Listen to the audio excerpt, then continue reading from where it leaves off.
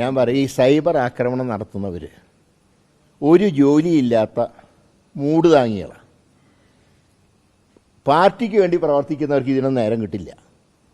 പാർട്ടിക്ക് വേണ്ടി പാർട്ടിക്ക് വേണ്ടി തല്ലുകൊള്ളുന്നവരും സമരം നയിക്കുന്നവരുമായിട്ടുള്ള ഒരു യൂത്ത് കോൺഗ്രസ്സുകാരും ഇതിൻ്റെ പിന്നാലെ പോയില്ല, ഈ സൈബറിൻ്റെ പിന്നാലെ.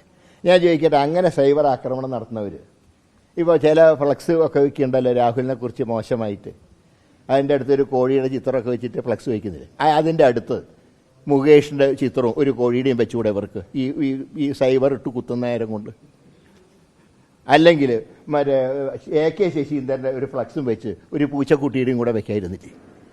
അതിന് പകരം വെറുതെ നേതാക്കന്മാരെ അധിക്ഷേപിക്കാൻ നടക്കുന്നവർ അവർ പാർട്ടിയുടെ മിത്രങ്ങളല്ല, പരമശത്രുക്കളും ചില മൂട് താങ്ങികളുമാണ്. അങ്ങനെയുള്ളവർ പറയുന്നതിനെ പരമപുച്ഛത്തോടുകൂടെ അങ്ങ് തള്ളിക്കളയുക, അതേ ഉള്ളൂ. ഇപ്പോൾ എനിക്കെതിരായിട്ടും പറയുന്നൊക്കെയുണ്ട്, ഞാൻ അത് മൈൻഡ് ചെയ്യാറില്ല. ഇമാരുടെയൊക്കെ ഇത് കൊണ്ടാണോ നമ്മളൊക്കെ ഇതുവരെ കഴിഞ്ഞു കൂടിയിട്ടുള്ളത്?